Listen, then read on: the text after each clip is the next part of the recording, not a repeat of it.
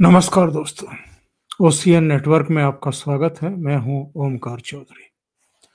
महाकुंभ को विफल करने, व्यवस्थाओं को बदनाम करने और मुख्यमंत्री योगी आदित्यनाथ के खिलाफ एक माहौल बनाने का बहुत बड़ा षड्यंत्र रचा गया था। वैसे योगी आदित्यनाथ एक्शन में आ चुके हैं। संभल में कुछ लोगों ने कोर्ट के आदेश पर उस तथाकथित शाही मस्जिद का सर्वे करने के लिए पहुंची टीम पर पथराव ही तो किया था। पुलिस पर पथराव ही तो किया था। उसके बाद योगी आदित्यनाथ ने वहां कैसे भुस भरा है, किस तरह संभल में खुदाई की गई है, जगह जगह जो कूप और तीर्थ स्थल मिट्टी डाल करके पाट दिए गए थे, लोग पलायन के लिए मजबूर कर दिए गए थे, धर्म स्थल जो मंदिर थे उनको ताले जड़वा दिए गए थे, उनको एक एक करके योगी आदित्यनाथ ने जिस तरीके से खुलवाया है, उनकी फिर से पुनर्प्रतिष्ठा बहाल की है, उसके संकेत क्या काफी नहीं थे कि अगर योगी आदित्यनाथ के मुख्यमंत्री रहते हुए आप छेड़ोगे तो वो छोड़ेंगे नहीं। और यही अब महाकुंभ में जो कुछ हुआ था, मौनी अमावस्या के दिन, या जो कराया गया था, उसका पीछा करते हुए जानकारी ये मिल रही है कि अब तक करीब 70 लोगों को उठाया जा चुका है। जरा उनका ठीक तरीके से उपचार किया जा रहा है, उनसे पूछताछ की जा रही है, उनके आकाओं के बारे में जानकारी हासिल की जा रही है कि कौन थे।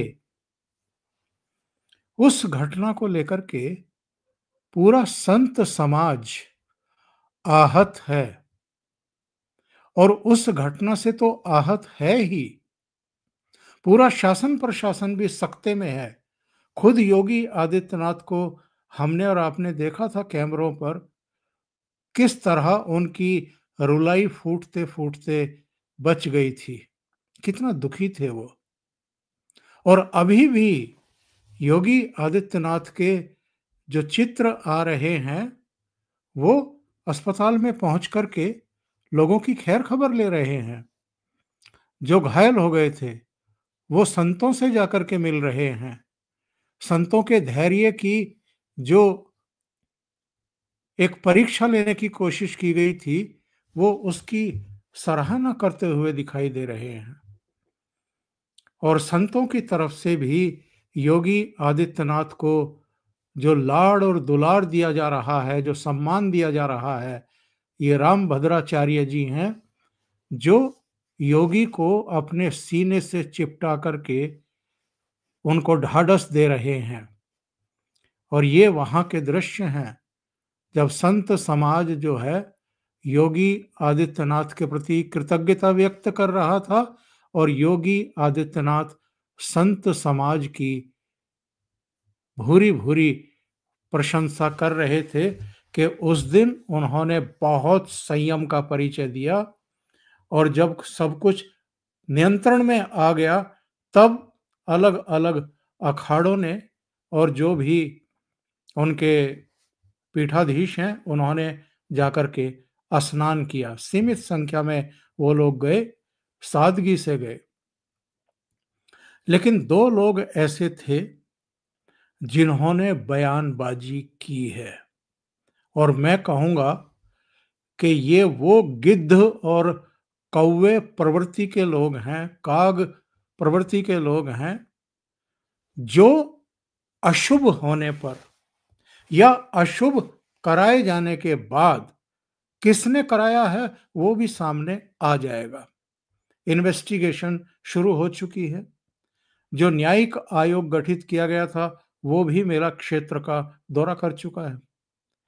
खुद योगी आदित्यनाथ 1 फरवरी को प्रयागराज में थे, मेला महाकुंभ स्थल पर गए थे, क्योंकि उनके 3-4 कार्यक्रम लगे हुए थे। एक तो 60 से अधिक देशों के 100 से ज्यादा राजनयिक भी महाकुंभ पहुंचे थे और उन्होंने आस्था की डुबकी लगाई। दूसरे, देश के उपराष्ट्रपति जगदीप धनखड़ साहब भी वहां पहुंचे हुए थे और संत समाज का योगी आदित्यनाथ को आभार व्यक्त करना था। जो घायल अस्पताल में भर्ती थे उनका हालचाल पूछना था, उनके घरों तक उनको सकुशल पहुंचाने की व्यवस्था करने के आदेश भी वो देते हुए दिखाई दिए हैं। लेकिन जिन 2 लोगों का मैं चर्चा कर रहा हूं, एक हैं अखिलेश यादव, जिन्होंने जिस दिन भारत सरकार का बजट पेश हुआ उस दिन भी महाकुंभ में जितनी संख्या बताई जा रही है हताहतों की, उससे कहीं ज्यादा संख्या के संकेत भी दिए, संदेश भी दिए और सवाल खड़े कर दिए। बजट पर कुछ नहीं बोल रहे हैं ये महाराज। इनको अभी भी महाकुंभ की उस दुर्घटना और जो लोग दुर्भाग्यपूर्ण तरीके से एक साजिश का शिकार हुए कि भगदड़ मचवा दो, उनके परिजनों के प्रति संवेदना व्यक्त नहीं कर रहे, उनके प्रति संवेदना व्यक्त नहीं कर रहे, उसको चाशनी में लपेट करके, सियासी चाशनी में लपेट करके योगी आदित्यनाथ को टारगेट बनाने की कोशिश करते हुए दिखाई दिए। और दूसरा चेहरा कौन है? दूसरा चेहरा वो है जब अखिलेश यादव मुख्यमंत्री थे उत्तर प्रदेश के, तो वाराणसी में एक मोर्चा लगाने के लिए पहुंचे थे। वो तथाकथित, जिनको मैं ढोंगाचार्य कहता हूं, जो अपने आप को शंकराचार्य निरूपित करते हैं और जिस पर सुप्रीम कोर्ट तक ने स्टे कर रखा है और लोकल कोर्ट ने भी, वाराणसी की कोर्ट ने भी उनके शंकराचार्य होने पर प्रश्न चिन्ह लगाए हुए हैं। और केवल अदालतों के द्वारा नहीं, चाहे राम भद्राचार्य जी हों, चाहे निश्चलानंद सरस्वती जी महाराज हों, सब कोई भी इनको शंकराचार्य मानने को तैयार नहीं है। लेकिन चूंकि स्वरूपानंद सरस्वती नहीं रहे और अपने जीते जी उन्होंने इनको नामित भी नहीं किया, किसी को भी नामित नहीं किया, फिर भी ये बलात् शंकराचार्य का चोला पहन करके देश भर में घूमते हैं, राजनीति करते हैं, भारतीय जनता पार्टी को क्रिटिसाइज करते हैं, योगी आदित्यनाथ को क्रिटिसाइज करते हैं, ये प्रधानमंत्री नरेंद्र मोदी तक को क्रिटिसाइज कर चुके हैं। और जब भगवान राम के भव्य और दिव्य मंदिर में प्राण प्रतिष्ठा समारोह था, तब भी इन्होंने बयानबाजी की थी। ये भारतीय जनता पार्टी के विरुद्ध, उनकी लीडरशिप के विरुद्ध लगातार बयानबाजी करते हैं और इस घटना के बाद भी इनका वो बयान आया जिस पर लोगों ने तीखी प्रतिक्रिया व्यक्त की है। और केवल लोगों ने नहीं, सोशल मीडिया पर नहीं, सोशल मीडिया पर तो इनके तरह तरह के चित्र आने शुरू हो चुके हैं, मीम लोगों ने बनाने शुरू कर दिए हैं। बहुत तीखा आक्रोश लोगों का दिखाई दे रहा है क्योंकि योगी आदित्यनाथ से ये इस्तीफा मांग रहे हैं। और किन शब्दों में इस्तीफा मांग रहे हैं, मैं इनका एक वीडियो प्ले करता हूं और उसके बाद अयोध्या के एक महंत हैं, उन्होंने इनको टका सा जवाब दिया है। इसके बाद मैं आपको राम भद्राचार्य जी की भी प्रतिक्रिया सुनवाऊंगा और स्वामी रामदेव की भी प्रतिक्रिया सुनवाऊंगा।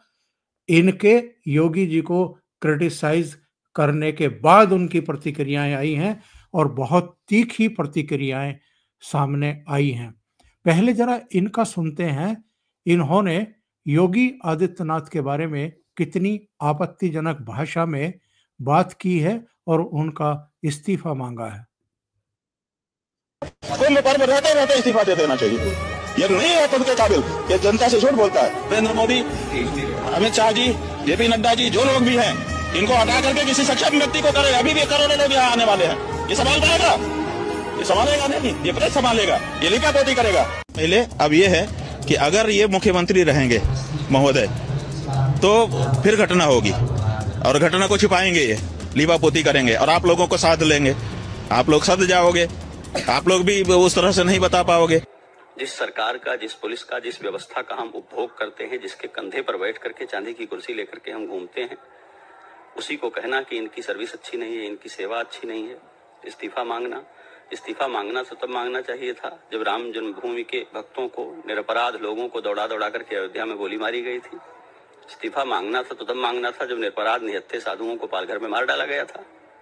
इस्तीफा मांगना था तो तब मांगना चाहिए था जब काशी में चौराहे पर घसीट घसीट करके पुलिस ने डंडों से पीटा था, उनको तो क्षमा कर दिया। इस्तीफा मांग रहे हैं उस मुख्यमंत्री से जो आपके कुंभ आने के महीनों पहले से कुंभ में पैदल घूम घूम करके आपकी व्यवस्थाएं बना रहा है। इस्तीफा मांग रहे हैं उस मुख्यमंत्री से जो एक एक अखाड़े में जाकर के हाथ जोड़ करके महात्माओं से उनकी सुविधा पूछ रहा है। इस्तीफा मांग रहे हैं उस मुख्यमंत्री से जो हेलीकॉप्टर से आपके सिर पर फूल बरसा रहा है। आप क्या कल्पना करते हैं, मुख्यमंत्री सहस्रबाहु हैं और सारी भीड़ को हाथ में गोद में उठा करके नहलाएंगे और घर पहुंचाएंगे? जनता को इसके लिए तैयार होना पड़ेगा। असावधान लोग अपने घर की सीढ़ियों से फिसल कर गिर जाते हैं, सर फूट जाता है, तो आप राजगीर पर मुकदमा कर देंगे। ये तो उनको जवाब दिया मिथिलेश जी ने, जो अयोध्या से आते हैं। और जरा राम भद्राचार्य जी का आक्रोश देखिए और स्वामी रामदेव की भी टिप्पणी सुनिए। क्या करें उसको, जो शंकराचार्य ही नहीं है। अब कुंडली बोलूंगा तो बहुत बुरा लग जाएगा। जो कश्मीर में 370 धारा को वापस लाने की बात कर रहा हो, जो उद्धव ठाकरे को मुख्यमंत्री बनने की बात कर रहा हो, और जो बाला साहब ठाकरे को जनाब कह रहा हो, वो कोई शंकराचार्य है क्या? मैं तो पहले से कह रहा था। ये सुन करके अंतर्मन को बहुत वेदना होती है कि हमारे कुछ साधु संत महापुरुष योगी जी महाराज पर भी अभद्र टिप्पणी। एक साधु अपने राजधर्म के साथ अपने सनातन धर्म के गौरव को प्रतिष्ठापित करने के लिए अहर्निश पुरुषार्थ कर रहे हैं। मुझे लगता है योगी जी महाराज 2, 3, 4 घंटे से ज्यादा तो सोए नहीं होंगे पिछले कई महीनों से।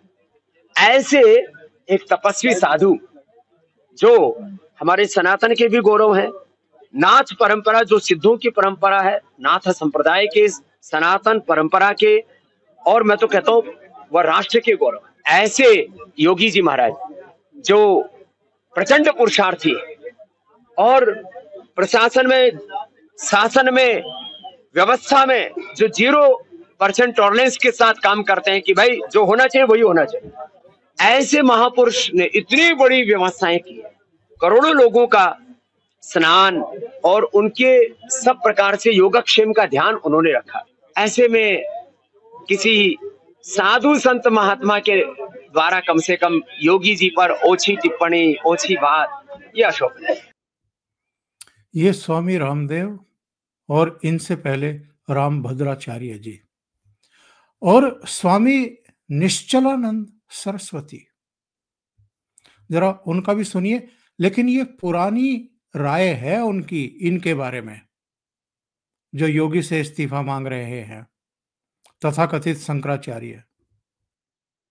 श्रृंगेरी जाने का विचार नहीं है, श्रृंगेरी मन में है, श्रृंगेरी में मैं मन से हूँ। भौतिक दृष्टि से वहां जाने का विचार नहीं है, क्योंकि आप समझते हैं शासन तंत्र। श्रृंगेरी का प्रतिनिधि आपके भेंट में आएगा कौन? गौरी शंकर। अमुक्तानंद किसी का प्रतिनिधि नहीं है, मैं मानता ही नहीं कुछ नहीं। अब मुक्तेश्वरानंद जो है कौन है वो आपको नहीं पता ना, बहुत दूर रहते हैं। ये छोटे 7 साल के बच्चे थे तब से मेरे पढ़ते। सरकार का अनुगमन करना ये कोई सन्यासियों का दायित्व नहीं। अविमुक्तेश्वरानंद के बारे में स्वामी निश्चलानंद सरस्वती और उपराष्ट्रपति जगदीप धनखड़ साहब परिवार के साथ पहुंचे हुए थे। 1 फरवरी को स्नान किया। योगी आदित्यनाथ भी उनके साथ थे जब वो घाट पर पहुंचे तब तक योगी आदित्यनाथ उनके साथ थे। जरा उनका भी सुन लेते हैं उन्होंने क्या कहा है।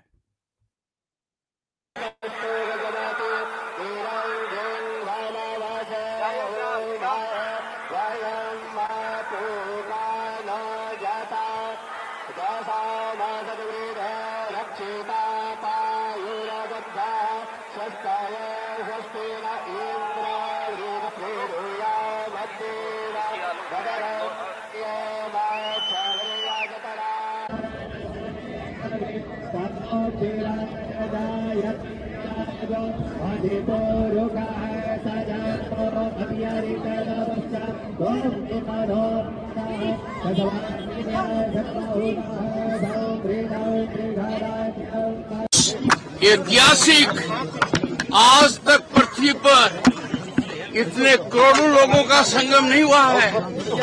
और जो उत्कृष्ट व्यवस्था है, जो प्रशासन ने कार्य किया है, मैं अभिभूत हूँ। कभी कल्पना नहीं की थी कि भारतवर्ष में इस प्रकार का आयोजन होगा। हर स्तर के ऊपर प्रशासन ने और माननीय मुख्यमंत्री जी ने जो चमत्कारी करिश्मा दिखाया है। एक हादसा हुआ, पर अंदाजा लगाइए कितनी त्वरित गति से, किस गति से हर मामले को हैंडल किया गया। और आज तक दुनिया अचंभित हो जाएगी ये जानकर, अमेरिका की जितनी पॉपुलेशन है उतने लोगों का तो आगमन हो चुका है यहाँ पर। उपराष्ट्रपति जगदीप धनखड़ साहब। और मैं आपको बताऊं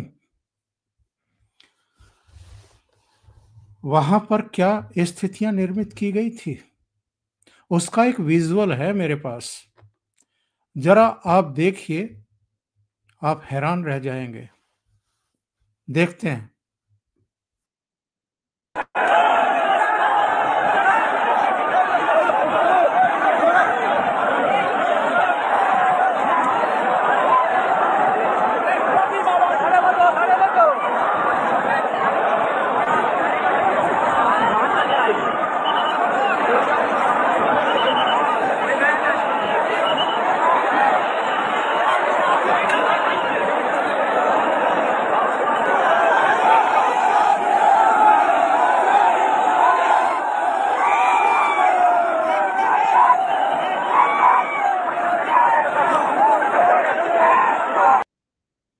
क्या था ये सब? कौन करा रहा था ये सब? और क्या इरादे थे इसके पीछे? सोचिए जरा। एक और दृश्य है मेरे पास। पुलिस वालों के साथ मारपीट कर रहे हैं कुछ गुंडे, उनको उकसाने की कोशिश कर रहे हैं और पुलिस के लोग बेहद संयम का परिचय दे रहे हैं, बेहद संयम का परिचय दे रहे हैं।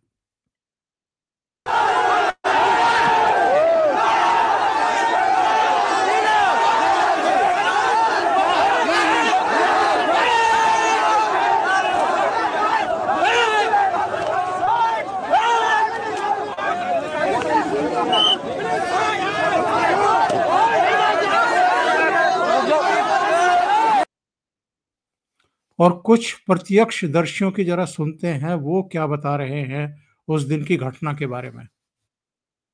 हम लोग तो यहीं थे, एक बस आकर के उधर खड़ा हुआ, उस बस में से 15-20 युवा लोग उतरे और इसके बाद वो लोग आकर के सब भगदड़ यहाँ पर मचाए। वही 20 को लेकर थे ना, वही सब पूरा एकदम उधर से कस के एकदम टेल दिए, सब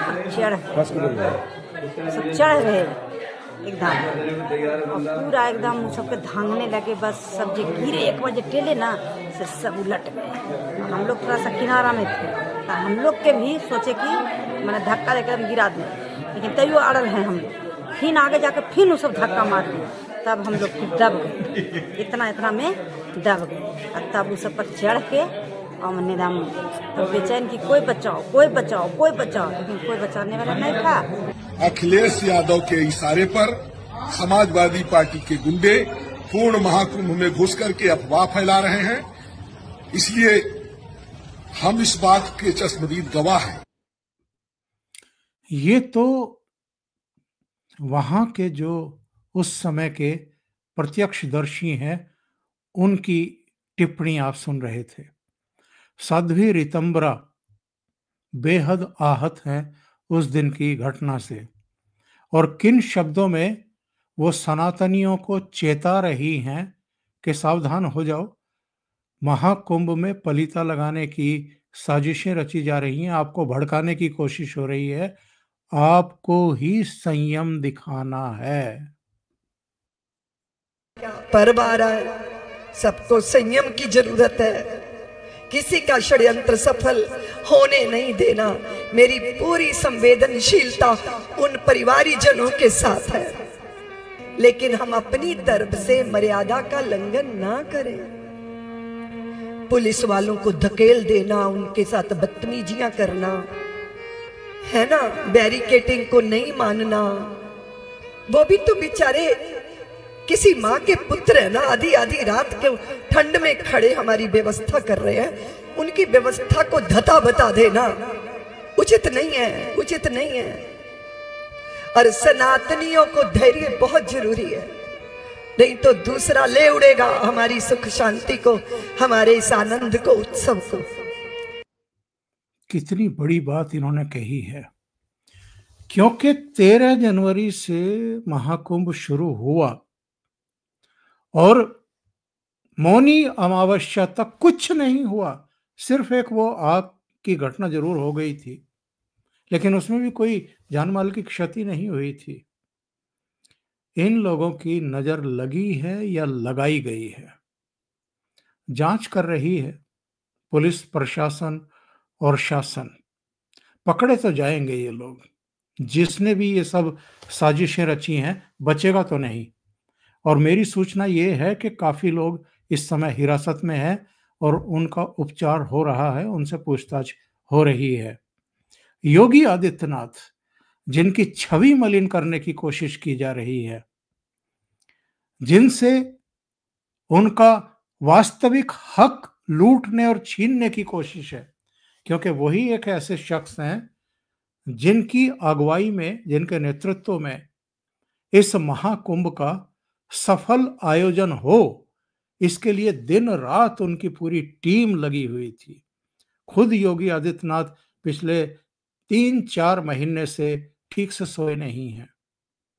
उनको बदनाम करने के लिए और हिंदुओं में ही एक बार फिर विभाजन करने के लिए, और उनकी सरकार और भारतीय जनता पार्टी को, योगी जी ने आज कहा भी है संत समाज के बीच में कि बहुत बड़ा षड्यंत्र था, कोशिश की जा रही थी पलीता लगाने की ताकि बाद में जग हंसाई हो।